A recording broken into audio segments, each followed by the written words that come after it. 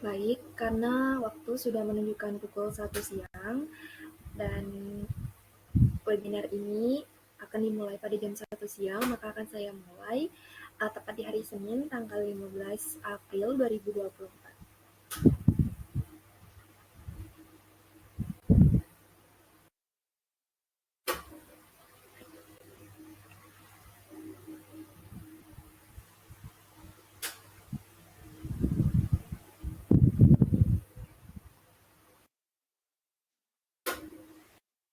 Baik, di sini saya akan menjelaskan tentang gamifikasi untuk meningkatkan keterlibatan pengguna di platform digital. Sebelumnya, selamat siang. Di sini saya akan menjelaskan tentang gamifikasi yang mempengaruhi peningkatan pengguna dalam suatu platform digital. Apa saja sih yang akan saya bahas pada webinar kali ini? Yang akan saya bahas pada webinar kali ini yaitu yang pertama, kita akan membahas tentang definisi gamifikasi, yang kedua manfaat gamifikasi, yang ketiga psikologi di baliknya, yang keempat UX dalam gamifikasi, yang kelima elemen-elemen, yang keenam studi kasus, yang ketujuh tantangan dan etika, dan yang terakhir yaitu kesimpulan.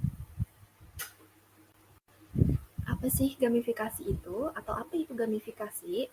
Gamifikasi merupakan konsep yang mengaplikasikan elemen-elemen permainan dalam konteks non-permainan bertujuan untuk meningkatkan keterlibatan pengguna di platform digital.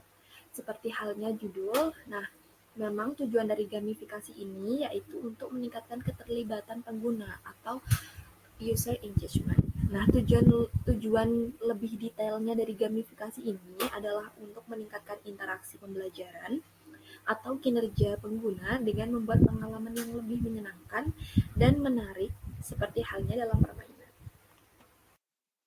Selanjutnya yaitu manfaat dari gamifikasi. Manfaat dari gamifikasi ini sebenarnya ada banyak sekali, teman-teman.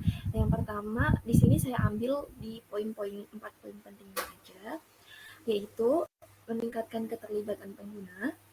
Yang kedua, memotivasi pengguna untuk mencapai suatu tujuan. Yang ketiga, meningkatkan pembelajaran dan retensi informasi. Dan yang terakhir yaitu membangun komunitas pengguna yang aktif.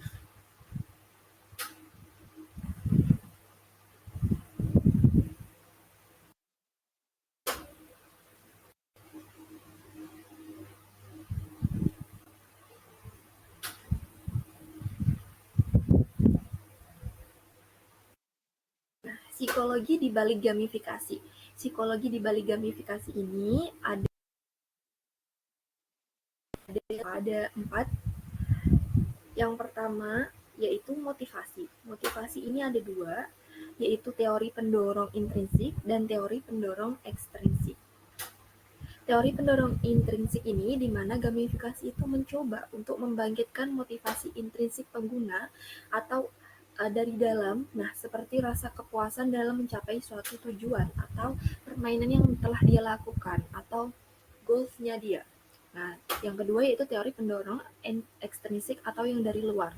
Nah, pengguna itu juga dapat dimotivasi oleh hadiah atau reward atau pengakuan eksternal seperti poin dan penghargaan. Selanjutnya itu pembelajaran dan penguatan apa sih? Nah, prinsip pembelajaran dari suatu gamifikasi ini itu menggunakan prinsip-prinsip pembelajaran seperti penguatan positif dan negatif untuk mempengaruhi perilaku pengguna. Penguatan positif di sini itu tuh diberikan seperti poin atau hadiah, nah sebagai imbalan atas tindakan yang diinginkan agar mendorong mereka untuk terus berpartisipasi dalam gamifikasi ini atau tujuan utamanya itu untuk mendorong pengguna untuk terus berpartisipasi dalam platform digital ini. Teori keterlibatan. Nah, teori keterlibatan ini gamifikasi menciptakan pengalaman yang menarik dan memikat sehingga itu membangkitkan rasa keterlibatan pengguna dalam aktivitas atau platform. Faktor-faktor keterlibatan itu juga termasuk tantangan yang sesuai dan umpan balik yang jelas serta tingkat kesulitan yang disesuaikan.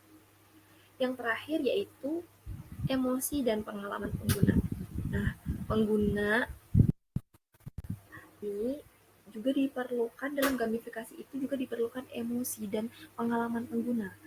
Gamifikasi itu memanfaatkan emosi positif, nah seperti kegembiraan dan prestasi untuk meningkatkan pengalaman pengguna. UX dalam gamifikasi. User experience atau UX dalam gamifikasi itu mencakup desain pengalaman yang memastikan pengguna merasa terlibat, termotivasi, terlibat secara positif. Ini tuh melibatkan pengguna elemen-elemen desain seperti tampilan yang menarik, navigasi yang intuitif, umpan balik yang jelas, dan tantangan yang sesuai. Dalam gamifikasi, UX yang baik juga memperhitungkan preferensi individu, memastikan inklusivitas, dan mempertimbangkan dampak jangka panjang terhadap kesejahteraan pengguna, baik secara emosional maupun mental. Jadi, gamifikasi itu juga butuh UX research yang tepat.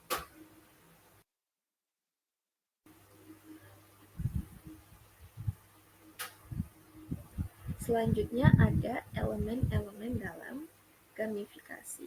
Elemen-elemen dalam gamifikasi ini ada 6. Yang pertama goals, learning, productivity, achievement, reward, user engagement. Untuk goals dan tujuan itu, apa sih goal dan tujuan itu tuh menetapkan target yang jelas untuk dicapai oleh pengguna dalam permainan atau aplikasi. Seperti contohnya, seorang pengguna aplikasi gym atau aplikasi kebugaran teman-teman menetapkan tujuan untuk berlari 5 km dalam waktu 30 menit. Yang kedua yaitu learning atau pembelajaran. Nah, ini tuh gamifikasi itu menggunakan untuk meningkatkan proses pembelajaran dengan membuatnya tuh lebih menarik dan interaktif. Maksudnya dari learning ini tuh seperti contoh nih, dalam platform belajar bahasa, pengguna itu dapat mengikuti permainan kata-kata atau tantangan terjemahan untuk meningkatkan keterampilan mereka dengan cara yang menyenangkan. Nah, seperti halnya bermain atau belajar di Duolingo atau aplikasi bahasa ya buat upgrade bahasa kita. Nah, jadi melalui gamifikasi ini mereka tidak hanya berfokus kepada pembelajaran bahasa saja, tetapi juga mereka akan merasa seru dan senang dan tidak merasa jenuh. Yang ketiga itu productivity atau produksi, di mana gamifikasi itu menggunakan productivity untuk meningkatkan produktivitas dengan mendorong pengguna untuk menyelesaikan tugas-tugas atau proyek-proyek dengan lebih efisien. Contohnya itu dalam aplikasi manajemen waktu nih, pengguna itu mendapatkan poin setiap kali mereka tuh menyelesaikan tugas pada jadwal yang telah ditetapkan atau pada jadwal yang telah dibuat. Jadi mereka tuh akan mendapatkan reward jika mereka telah mengerjakan harus kerjakan dalam suatu aplikasi manajemen waktu.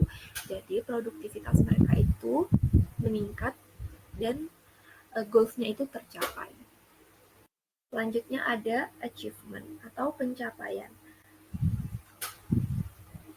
Achievement sendiri itu merupakan pengakuan atas pencapaian atau kemajuan tertentu nih dalam suatu permainan atau aktivitas dalam suatu platform itu. Seperti contohnya tuh ada seorang pengguna menyelesaikan semua level dalam permainan puzzle. Nah, jadi mereka itu menerima prestasi atau achievement atau predikat nih dalam suatu permainan puzzle tersebut karena telah menyelesaikan level tertentu. Selanjutnya yaitu reward atau penghargaan. Pasti kita udah tahu ya kalau kita telah melakukan sesuatu dan kita dikasih reward, maka kita akan lebih giat dalam melakukan sesuatu. Karena nih kerja magang dalam suatu company atau startup telah mencapai suatu target dan kita mendapatkan reward atau hadiah atau kasarannya tuh bonus lah, maka kita akan lebih sering dan lebih giat lagi dalam bekerja karena karena kita telah mendapatkan reward gitu. Selanjutnya yaitu user engagement atau keterlibatan pengguna, di mana keterlibatan pengguna ini adalah tujuan utama dibuatnya gamifikasi. Nah, user engagement ini tuh mendorong interaksi aktif dan berkelanjutan dari pengguna dalam aplikasi atau platform. Contohnya itu mengadakan kompetisi mingguan nih di media sosial yang mengharuskan pengguna itu untuk berbagi konten atau ide kreatif terkait dengan merek atau produk tertentu. Nah, dari situ akan ada nih user engagement atau keterlibatan pengguna yang uh, dapat meningkatkan suatu platform tersebut atau dapat meningkatkan suatu merek atau produk tertentu.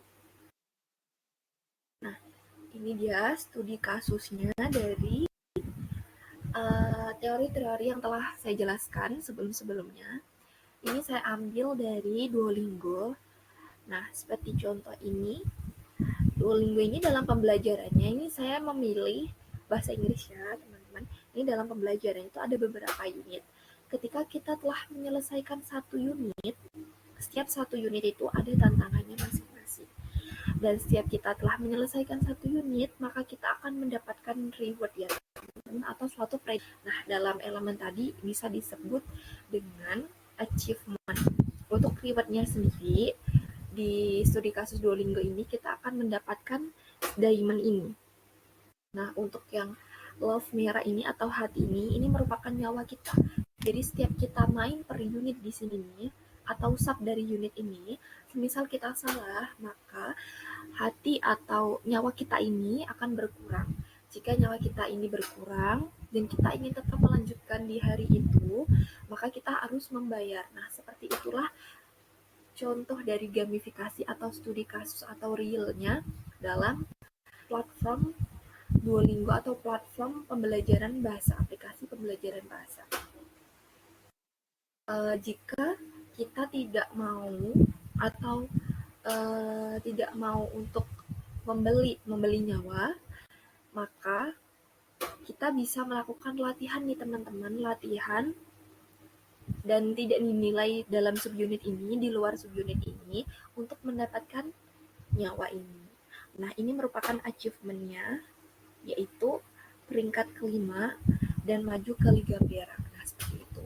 Untuk reward-nya, setiap selesai kita mengerjakan per subunit, maka kita akan mendapatkan beberapa diamond yang bisa kita kumpulkan. Setelah kita menyelesaikan satu unit pun, kita akan bisa mulai atau mengklik unit yang sebelumnya tuh ke lock atau ke kunci ya teman-teman, untuk melanjutkan ke level yang lebih tinggi. Di sini juga ada belajar, ada latihan, ada papan scores, di mana ini dalam gamifikasi itu level tingkatan levelnya, ada misi atau tujuannya. Nah, di sini ada toko, profil, dan lainnya, di mana toko ini menjual nyawa yang memang ketika kita salah dalam mengerjakan soalnya, kita akan kehilangan nyawa dan kita bisa menebus atau membelinya di toko ini. Seperti itu gamifikasi. Di sini juga ada coba gratis atau coba 2 minggu gratis, yang mana gamifikasinya ini diterapkan agar jika nanti kalian sudah merasakan atau mencoba enaknya di Duolingo Super ini, maka kalian akan ketagihan dan akan ingin membeli paket yang Duolingo Super ini. Nah, ini untuk nyawa yang masih penuh, karena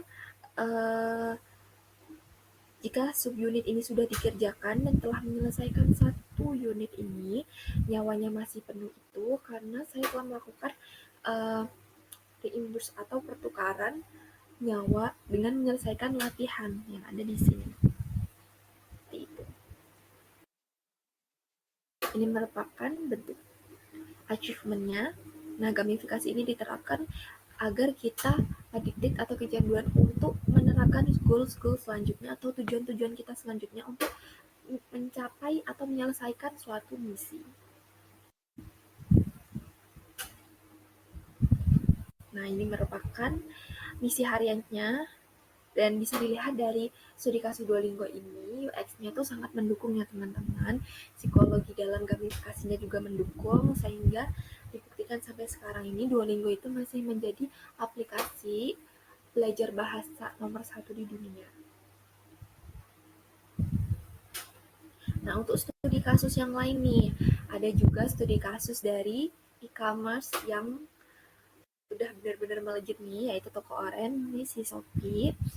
Dimana ini si Shopee ini di sini ada banyak sekali pilihan-pilihan menu, dan gamifikasinya ini Shopee telah menyediakan khusus untuk gamifikasi, yaitu Shopee Games. Dimana Shopee Games ini ada banyak sekali, ada Shopee Capit, ada Shopee Tanam, Shopee Fruity, terus ada Shopee Check-in, dan koin. Nah, di sini nih, teman-teman, koin ini, jika kalian telah mengumpulkan koin dan check-in setiap harinya, maka kalian akan mendapatkan koin. Nah, gamifikasinya ini diatur sedemikian rupa dan menerapkan psikologi dalam dibalik gamifikasi, dan menerapkan hari pertama itu kalian check-in hari pertama kalian akan mendapatkan plus 5. Di check-in hari kedua kalian akan mendapatkan plus 20, di check-in hari ketiga kalian akan mendapatkan plus 50, dan seterusnya dan seterusnya. Nah, hal ini tuh akan mempengaruhi psikologis dari pengguna agar pengguna itu ingin menyelesaikan misi ini, ingin check-in setiap hari akan mendapatkan banyak koin, agar mendapatkan banyak koin, sehingga koin ini tuh mau dibawa kemana sih? Koin ini tuh bisa ditukarkan untuk pembelian. Jadi semisal kalian tuh melakukan pembelian sebesar 50.000 dan kalian memiliki koin sebesar 1.000 misal. Nah, kalian tuh akan mendapatkan potongan sebesar 1.000, jadi kalian tuh hanya perlu membayar sebesar 49.000. Ini tuh merupakan salah satu elemen gabungan dari goals, achievement, dan juga reward. Seperti itu, teman-teman. Nah, untuk di Shopee Tanam sendiri, ketika kalian telah menanam ini pohonnya dan kalian saling siram menyiram, kalian juga akan mendapatkan reward berupa air, dan di situ juga terdapat misi-misi saling siram agar mendapatkan keuntungan yang sama, di mana hadiah dari tanam Shopee itu adalah koin ini tadi ya, teman-teman. Selain itu, dia juga menerapkan Shopee Pay. Nah, Shopee Pay ini keuntungannya buat pengguna yaitu tidak ada biaya atau tidak ada fee untuk transfer ke bank yang berbeda atau e-wallet yang berbeda. Hal ini tuh yang menyebabkan pengguna Shopee atau pengguna toko oren ini meningkat karena mereka itu merasa puas atas apa yang telah diberikan oleh platform Shopee ini, di mana tidak hanya berfokus pada belanja dan juga promo voucher yang memang semua platform belanja itu ada dan memang mereka berikan, tapi mereka juga menyediakan khusus Shopee Games, ada Shopee Pay, ada Shopee Pinjam, ada Shopee Pay Later, dan ada menerapkan check-in setiap hari untuk mendapatkan poinnya. Nah, selanjutnya yaitu tantangan dan etika. Nah, tantangan dan etika dalam gamifikasi ini itu melibatkan kebebasan, transparansi, keadilan, privasi data, inklusivitas, pendidikan, dan juga kesehatan mental pengguna.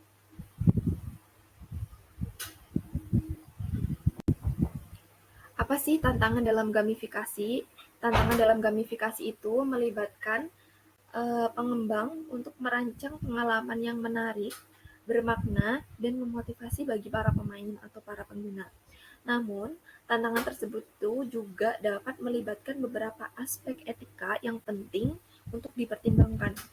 Nah, seperti halnya yang pertama itu ini kebebasan. Kebebasan dan kontrol pengguna itu harus dimiliki ya, teman-teman. Karena pengguna itu harus memiliki kontrol penuh atas partisipasi mereka dalam gamifikasi. Tidak boleh ada tekanan atau pemaksaan untuk berpartisipasi, dan pengguna harus memiliki opsi untuk keluar dan menonaktifkan fitur gamifikasi jika mereka mau. Yang kedua nih, transparansi. Apa sih transparansi itu? Kebenaran dan transparansi itu sangat dibutuhkan juga. Nah, pengguna itu harus diberi informasi yang jelas tentang bagaimana data mereka akan digunakan dalam konteks gamifikasi. harus ada transparansi. Nah, ini tuh termasuk informasi tentang bagaimana data akan dikumpulkan, disimpan, dan digunakan untuk menginformasikan pengalaman pengguna. Selanjutnya ada keadilan. Nah, penghargaan yang adil atau keadilan ini itu sistem penghargaan tuh harus dirancang atau gamifikasi itu harus dirancang dengan adil dan transparan. Pengguna itu harus dapat memperoleh penghargaan dengan berpartisipasi secara nyata dan berkontribusi dalam aktivitas yang dimaksudkan ini atau dalam permainan yang dimaksudkan dan bukan dengan cara yang tidak adil atau menipu seperti halnya tadi Shopee dia memberikan keadilan di mana setiap pengguna yang check-in akan mendapatkan koin dan mereka benar adanya mendapatkan koin dan transparansi juga kebebasan di mana mereka benar-benar mendapatkan potongan harga dengan menggunakan koin tersebut jika mereka membeli suatu barang.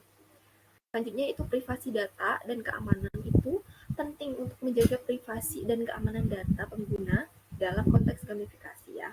Karena data pribadi pengguna itu harus dijaga dengan baik dan hanya digunakan sesuai dengan kebutuhan yang jelas dan telah dinyatakan. Di mana prinsip ini tuh berkaitan juga keadilan. Selanjutnya inklusivitas dan diversitas. Nah, perancang gamifikasi itu harus memperhatikan keberagaman pengguna dan memastikan bahwa pengalaman itu tetap inklusif bagi semua orang. Ini tuh termasuk memperhitungkan kebutuhan dan preferensi setiap pengguna atau berbagai kelompok pengguna. Pendidikan. Pendidikan dan kesadaran pengguna itu harus diberi informasi yang cukup tentang cara kerja gamifikasi dan dampaknya. Di mana harus jelas ya dijelaskan bagaimana permainan ini atau bagaimana reward, penghargaan, achievement, dan tantangannya.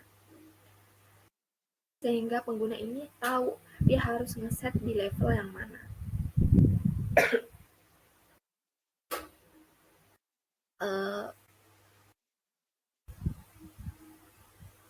Ini tuh dalam pendidikan ini tuh termasuk menyediakan pendidikan tentang manfaat dan resiko yang berpotensial serta memberikan kesadaran tentang bagaimana pengguna itu dapat mengontrol pengalaman mereka. Yang terakhir yaitu kesehatan mental pengguna. Kenapa sih penting? Kenapa sih kesehatan dan mental pengguna ini suatu tantangan dan etika dalam gamifikasi atau dalam meningkatkan suatu platform digital?